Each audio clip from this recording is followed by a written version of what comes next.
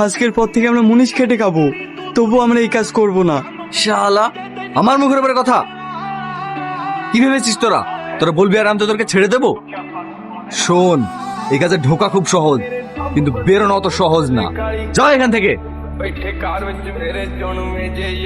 কি হলো? যার জন্য এতদিন ধরে কাজ করলে সেই গায়ে হাত তুললো?